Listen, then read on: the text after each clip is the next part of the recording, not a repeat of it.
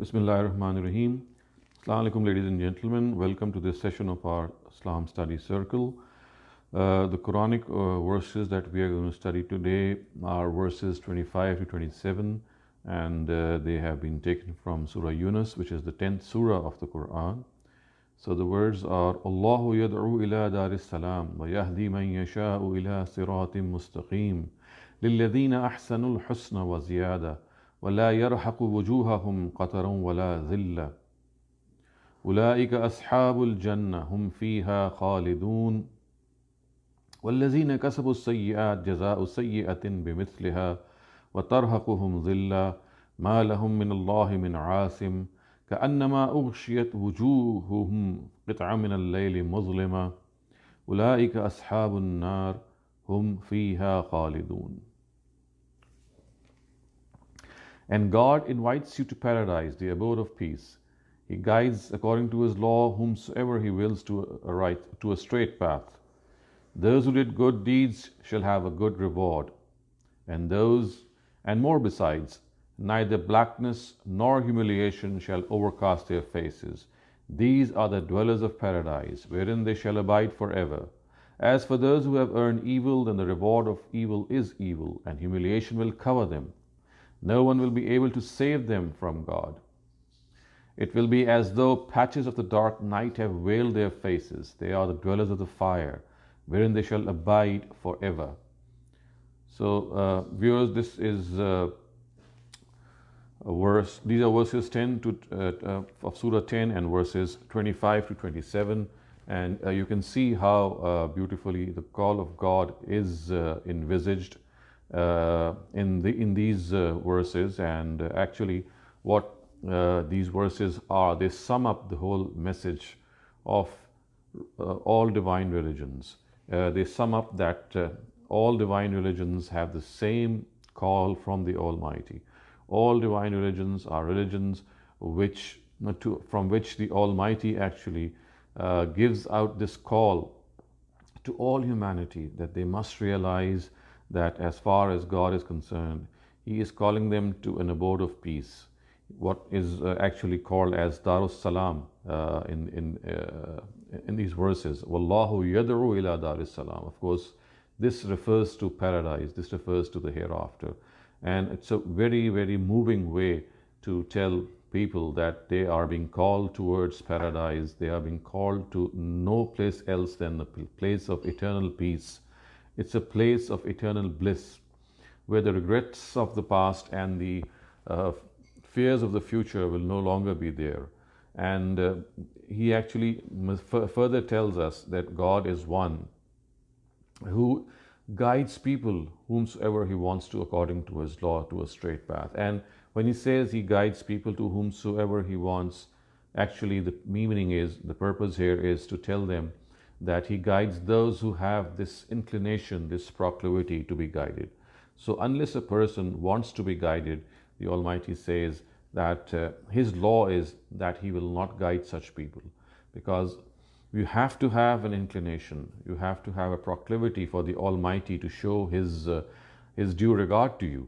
So the words are وَيَهْدِي مَن يَشَاءُ إِلَى صِرَاطٍ مُسْتَقِيمٍ.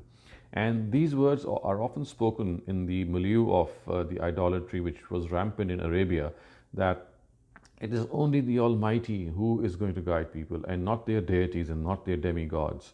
So they have to understand that as far as the truth is concerned, as far as what the righteousness itself is concerned, this is something towards which God guides people.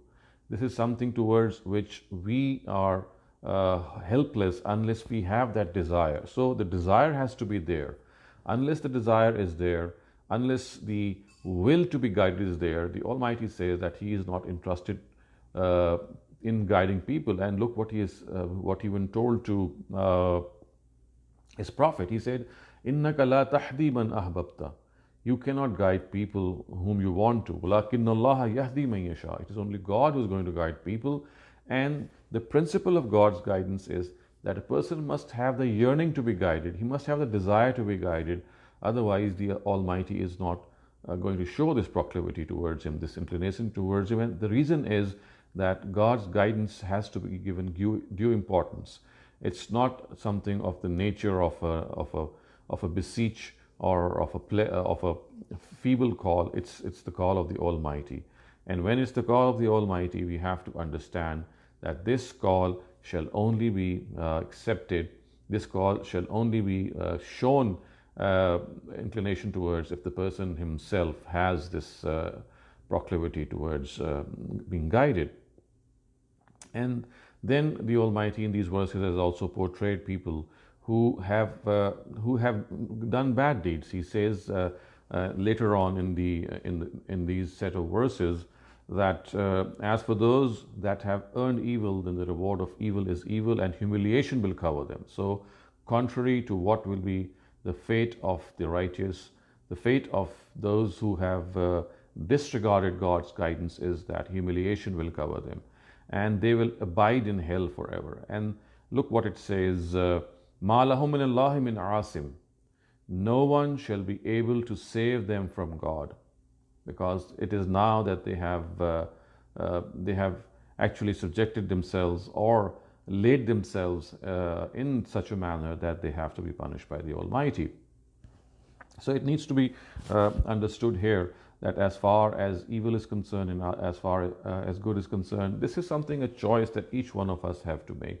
It's not that something which is going to be externally injected into ourselves. We have to have the yearning towards guidance, and the call of God is for every human being. Remember, it's not just for Muslims, it's not just for people who read the Quran. God is the God of all human beings. He's the God of humanity.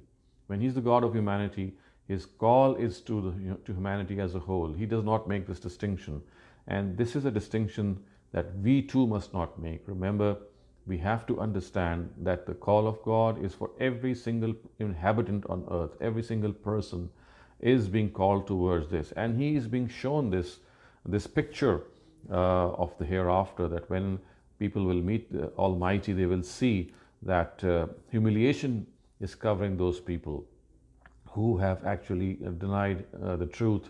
And look what the Almighty says: "Ulaika ashabun nar." They are the dwellers of hell. And then the words are hum fiha khalidun. They shall abide forever. And one can only imagine the pangs of this punishment. If we can see and think and only have this very faint imagination about the fact that people who will be there with such heinous crimes, they will stay there forever. Hum fiha khalidun. So the call of God has to be paid attention to well in time. The call of God is something that we need to understand is for all of us. And before the time lapses, before it is too late, we have to lend our ear to this call. And this originates from that strong bond that we always speak of, the strong God connection that all of us must have, so that we are able to have that faith in God and the willingness to do what is right, and to actually give up what is evil. And unless we have that strong God connection, this is something which will keep eluding us. So let us make this concerted will, this concerted effort, that we will have this strong God connection. We will say, we'll respond to the call of God, and we will come forward and book ourselves for this eternal abode called paradise. Viewers, we now go on to the next part of our study circle, and this is the hadith of the day. And this hadith is actually taken from the Al-Jami As-Sahih of Imam Muslim, and its words are, it's reported by the famous companion Anas ibn Malik.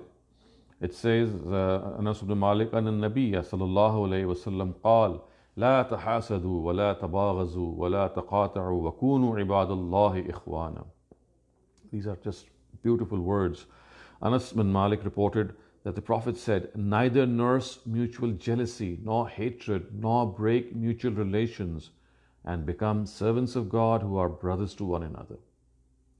So what our relationship to our fellow human beings is of paramount importance. We have to understand that our relationship with the people around us is as if we are their good friends. They can fall back on us. They are our, they have this right on us. And as members of this universal, this universal family called mankind, the Prophet has said that we have to neither nurse mutual jealousy. In fact, if we reverse what is being said here in the negative, we'll actually end up with a real message. When it is said that don't nurse mutual jealousy or hatred or break mutual relations, what is implied is the opposite. That always be appreciative of others. The opposite of jealousy is appreciation. So appreciate others. Always appreciate the qualities of others. Always mention the qualities of others. Always encourage other people. You see, we need this encouragement. When our fellow beings express our abilities or they express some of our positive points, maybe in front of us, even behind our backs, it gives us this tremendous boost. So the message here that is being conveyed is that not only that jealousy should be given up, it should not be nursed in our hearts. The fact is that on the other hand, we must encourage other people. We must appreciate other people. And the best way to appreciate them is to always mention their qualities before other people, regardless of the fact that if that person has done any harm to us, if that person has been our rival in any way, even then we have to appreciate people. We have to counter this jealousy by positive vibes, by telling other people that if they have anything negative for us, we don't have anything negative for them. We are an embodiment of positivity for them. All that emanates from us is nothing but these positive emotions for such people. And again, one of the important things which is said here is that do not break mutual relations. It is said, La taqataru, which of course is something that is so rampant in our society. We bear grudges against people. We would not like to come near people. We try to evade people who are harsh to us. We try to isolate ourselves from such people. So what we are being told here is that mutual relations, especially blood relations, are of paramount importance. And at other places, we have been told in the Quran, we have been told in several other ahadith that a believer should have this large-heartedness in him or her, that he or she should actually be a well-wisher of every other person. And one of the narratives also says that we should not bear this grudge and this disconnection with our fellow human beings, which is beyond 3 days.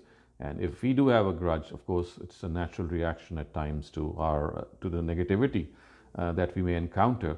But look what the Prophet has said. He said at another place, he says that this should not be beyond a couple of days, because understanding the fact that people do get reactionary, people do get this negative impact in them, but then they have to change and they have to go back to that person.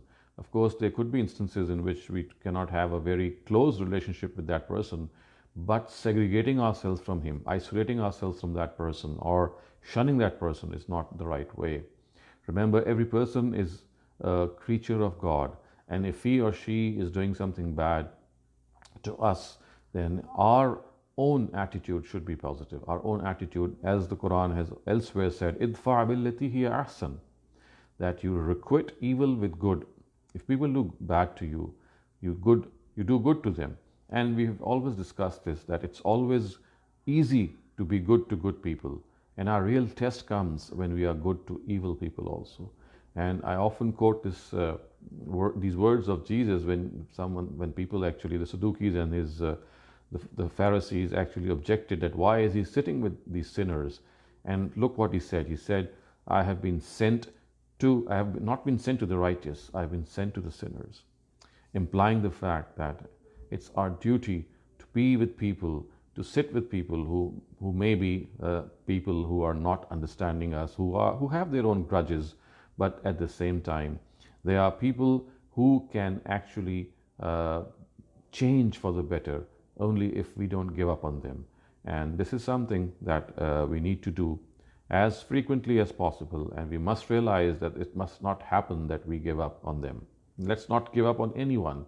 Because remember, we ourselves are in need of the support of other people. And if we are in this need, then everyone else, of course, is in this the same need. Viewers, now we go on to the next part of our study circle, and this is the Bible section, and I have selected the Psalm 9 and verse 9, which you can actually read also on your screen. It says, "The Lord will be a high tower for those who are crushed down, a high tower in times of trouble." So it's the same message that we have read in many of the Quranic verses, in other parts of the Bible as well, that our real strength and our real shelter and our real refuge is God. No one else except God. It is God who is going to take care of us. He is a permanent support. All other supports are temporary. All other supports are going to go away. It's only God's support which is going to stay with us. And the reason is that He is Hayyul Qayyum, that He is always there for us. He looks after us. He is closer to us than our life wane. He understands what we are thinking. He understands our implorings to Him. So these verses says that this verse of the Psalm says that He's like a high tower. He's like someone whom we can really depend upon. Unfortunately, we depend more on human resources or human relations than we need to depend on. Of course, human relations themselves are a big blessing. They're a big boon. But the permanent blessing that we have and the permanent support that we have, we must always remember is God. Because He is going to stay with us. He knows what we are thinking. He knows how we are going to behave. And we can confide everything with the Almighty. So the stronger we have this relationship with God, the better the chances that we are going to fare in this world. Because you see, at every instance in this world, we are going to make choices. We are given certain choices, certain options that we have to undertake. At times, these options are good. At times, these options are bad. And we have to make a continuous selection between the right and the wrong option. And the stronger this connection with God, the better is the chance that we will adopt the right option. And remember, it's not a question of adopting the right question in every single in every single part of our life, because we are not angels. Of course, we can falter, we can err, but our target is that we should be good most of the time. If we cannot be good all the time, of course, this is something of an ideal that we should look up to. But if not for all the time, let us try to be good most of the time in our lives. And this can only occur if we have this strong God connection. And as we always discuss, that this strong God connection, there are so many ways to come closer to God. For example, spending time with people who are godly, spending time with people who are righteous. This always boosts our faith. We are weak people. We need support from each other. So if we can have good contact with good people, this is something which bolsters our faith in God. And of course, I do mention this several times, that if we are able to spend some time in seclusion in a mosque, other than the time of the prayer, this also has a tremendous effect on us, because we feel ourselves to be in the shelter of God. A mosque is the house of God. So when we go, it's a place of worship. So when we go to the mosque and we offer ourselves to the Almighty in a way that we feel as if He's protecting us, as if He's all around us, this has this unimaginable spiritual feeling. It lifts up our spirits. So another way is to spend some time in seclusion in a mosque. And even if a mosque is not possible, just shut ourselves maybe in a room or secluded in some place in which we keep thinking of God's blessings. You see, one of the biggest ways to connect with God is to always acknowledge what He has done for us and disregard some of the problems that we might be having.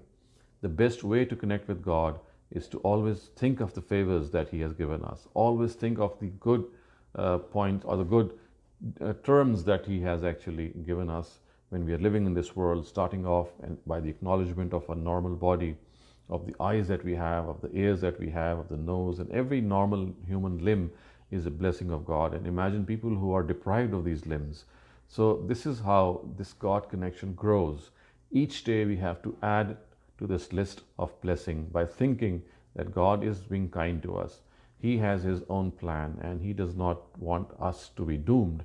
At times He sends these calamities, at times He tests us so that we can show patience and earn even more reward than in normal circumstances. So these testing times are at times bonus times to earn even more God connection, to come closer to God, because at times when we are people who are far away from God, the Almighty tests our mettle by giving us this opportunity to come closer to Him, express our grievances before Him, and also at the same time thank God Almighty for the fact that we are drenched with whatever He has done.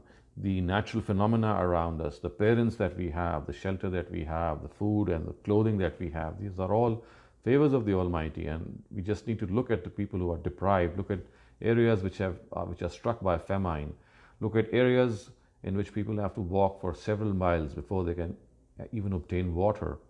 So look at areas which have been struck by calamities, and there's so many epidemics there. There's an outbreak of disease at certain places, and this goes on and on.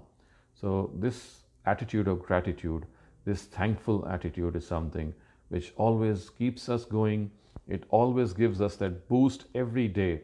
When we open our eyes, when we breathe fresh air, when we get up each morning, we get to know that we still have another day, we still have another chance, we still have another window which has been opened to us to look out and see what we can and gather a lot of things as God's blessings for that day.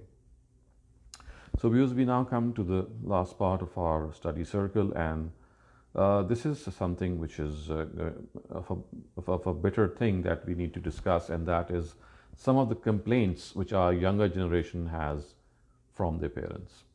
So, of course, one of the biggest concerns of today's parents is that they don't realize the pressure which a child is going through when he's or she is living that life that we think is very carefree. Far from that, there are many pressures which every child carries with him. And for example, when parents are not very close to their children, they don't realize that their children are forced to have these split personalities. They are forced to have two lives, or maybe even three. One of the lives are the ones which they spend before their parents, because parents force children to adopt their own worldview. They don't accept them as adults. And when I speak of children, of course, I am here referring to young adults who have entered into adolescence, who have their own worldview. So it is now that parents must realize that they cannot force their children to adopt a certain religion or culture or any outlook that they might think is right. They, of course, can educate them, they can suggest a lot of things to them, but at the end of the day, the final choice of a career a boy or a girl wants to undertake, of a spouse that he or she would like, or of any cultural or religious tradition that he would like to adopt or disregard, is up to that person. So the first and the gravest complaint with the youngest generation has is that parents do not treat them as adults. And as much as they would like for themselves, they think that their children don't have this option of deciding their future, of deciding the way they want to live in the society. And this is something that we need to really work on. We must understand that we are people who have been given to a lot of coercion vis-a-vis the younger generation. And one of the reasons that our younger generation is really averse against their parents is the fact that they don't realize that when a person becomes an adult, he or she has the path to choose whatever right or wrong he or she would like to do, and parents must not become ambitious. And then the other thing which parents must also realize is that making comparisons between children and taunting children is something which children don't like, and none of us would like. How can we like people who taunt us? How can we like even parents who continuously make us realize that we are no good? So if your child is a slow learner, or if your child has something that you don't like, then taunting him, abusing him, calling him or her by names that are unworthy, is not going to solve the situation. It's going to worsen it. So we need to realize that every child has a personality type. We must understand the personality of our child. There are children who are reactionary, there are children who are naughty, the children who are very quiet, there are children who would show their emotions, there are other children who will hide their emotions. There are some of them are expressive, some of them are introverts, some of them are extroverts. So we have a variety of character types and personality types. We have to understand this personality type. And one of the complaints which our children have against us as parents is that we don't understand the personality type of their child. And by not understanding the personality type and his traits or her traits, we actually create a huge gulf between us and them. There's a huge barrier which we are not able to surmount. And this is one of the reasons that our children tend to actually get away from their parents, and they would only stay with them because of the fact that, of course, they are their benefactors. They have done a lot of good to them. But this heart relationship with their parents is something which is always missing. The closeness in the hearts is at times not there because of this unworthy attitude. So, of course, there are a number of other things as well, but we have to work on these complaints of our children. As I said, that these are genuine complaints. These are not just made up. They occur in most house, and the best way to make a house a home is to provide this homely attitude to your children, in which they would wish to come and spend more time with their parents, by discussing things in a friendly manner, by sharing their emotions, by not over scolding them, by not restricting a lot of them. Remember, this adolescence is an age in which a certain amount of independence is needed by every child. When we were growing up, we needed the same. But once we are grown up, we don't realize that this is something which our children also need. So give them that breathing space. We have to learn to let go of our children. We have to learn not to pry on our children. We must not spy on our children, because this is something which is not going to fare good in their eyes. It's not going to actually solve matters, as I've said. It's just going to make them more, it's going to distance them from us. So with these few words, I'm now going to open the floor for your questions. If you have any questions, please raise your hands and I'll just unmute your mic. So, Madam Rafia, please go ahead.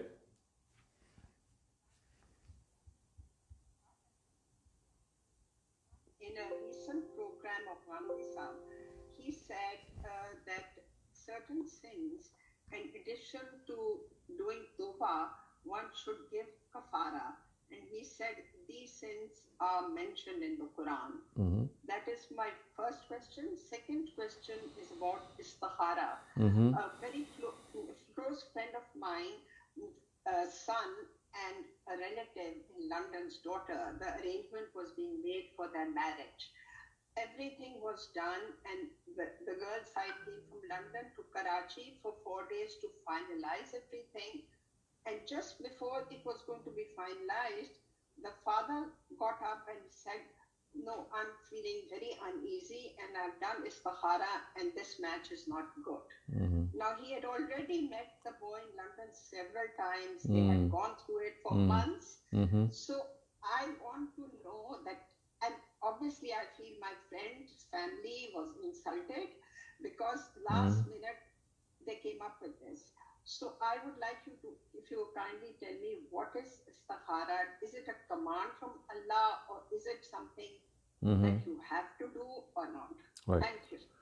Okay, so as far as the first question is concerned, there are many sins for which atonement is made in the form of a kafara. For example, zihar is one sin, and then breaking an oath is another thing in which you have to give kafara, and in matters of qisas also. So you can just Google these directives and you'll find that there are several such things. And the kafara, or the atonement as you call it in English, is different for different sins. It is not the same.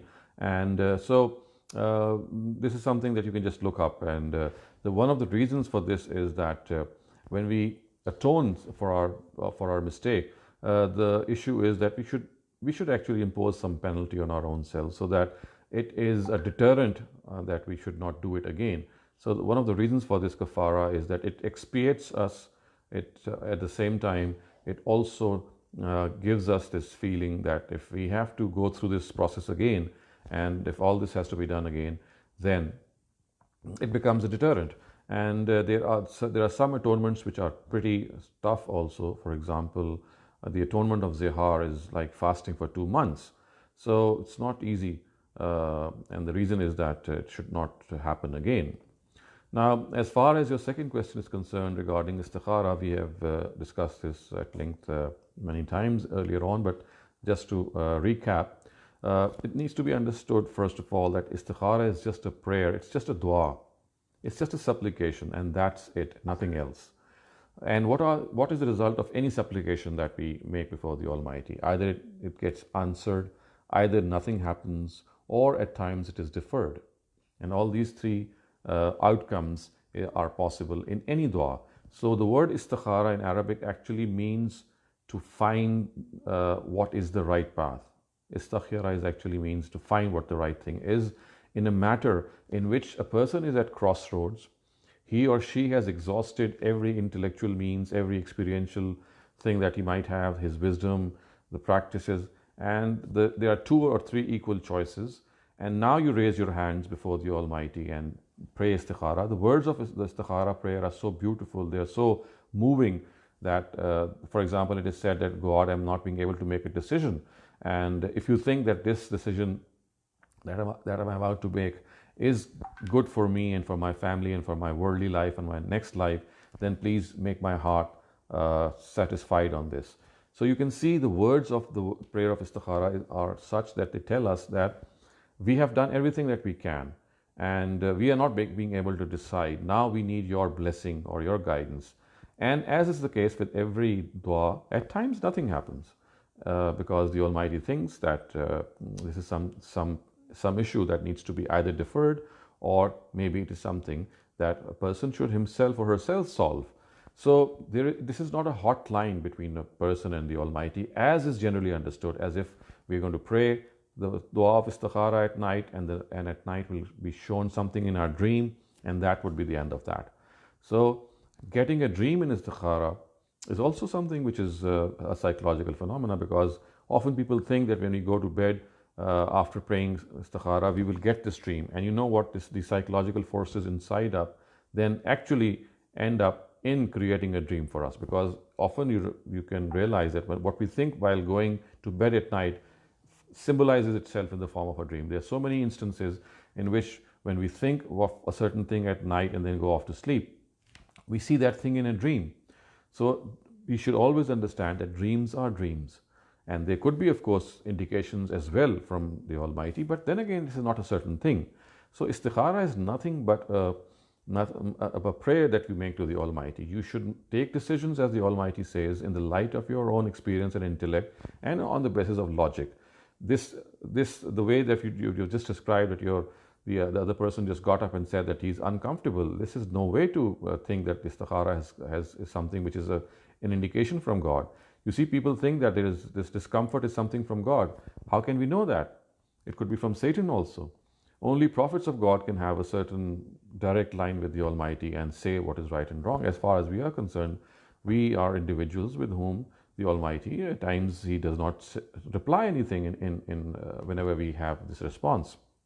So the bottom line is that istikhara has to be done first when everything has been exhausted as far as we are concerned. And this is the case with every dua. The dua has to be done once we have done the needful. What about a farmer who has not sown seeds in his land, and he says, God, can I have a crop? The Almighty is not going to do that, because there are certain things which a person has to do to which God will add. So if he's not sown the seed, God is not going to make that thing happen, because there is a certain physical law. So in a similar way, unless we have done the needful, exhausted our own intellect and resources, God is not going to supplement that. So it's not the right way, and unfortunately it has become very rampant in our societies, in which istikhara is the make and break phenomena. And I have seen, like you've just described, many other good proposals go down the drain, and even things which are even more important and significant, like for example, taking off a person from a ventilator, or not doing so, or there's so many other life threatening decisions that people often do on the basis of istikhara, without realizing that istikhara is not a certain way to elicit anything. It's just a dua.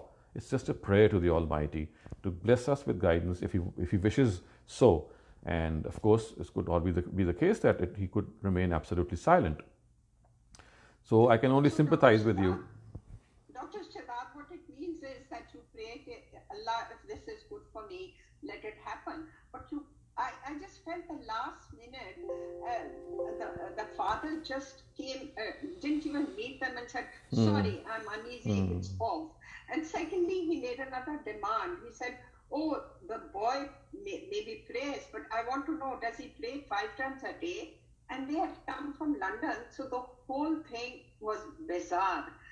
And the first question that I asked you, I didn't follow the word you said that you have to fast for 2 months. What was that sin, if you could tell me? So this is a sin which is mentioned in Surah number 58, the very initial verses of Surah 58, which is Surah Mujadala. There was this tradition in Arabs that they would liken their mothers to their wives, and this was a form of divorce. They said that they would treat their wives as their mothers and they will not have any relationship with them, and the Almighty said that this is a very evil custom, and if a person likens his mother to his wife, then he has to atone for it by fasting for 2 months. So this is one of the atonements that I just described. There are other ones as well, but because of I understand that. So I understand istikhara, and you'll agree with me that the whole way they behaved was not very civilized. If you're religious, you say your prayers, you go for Umrah, and then you come all the way to Karachi for 3 days and just insult the other side. What's the use of Of course, so this is outrageous. Whatever happened is totally, it's so pathetic that this thing happened, and we're really sorry that it happened. And it is basically because of a wrong understanding of a certain religious directive or a precept of religion. And this is something that we do face in our society. We have professional istikhara doers in our society who at times we see them on the television as well, that they come and predict as if they know the future, and they will tell us that this is something that they have received on behalf of the person. So we have professional istikhara doers as well in the society, and of course this is something which is of a shameful nature, and it needs more education. We need to make our people aware of the fact that what exactly istikhara is, and all that we can do is feel so helpless when people don't listen to this. But then again, what best we can do is that try to enlighten people on the true picture in this issue. Thank you very much, Dr. Shehzad. Okay. So if anyone else has a question, I can unmute his or her mic. Otherwise, this is going to be the end of this session, hopefully, and inshallah we'll see you next week at the same time. And until then, it is Khuda Hafiz and take care.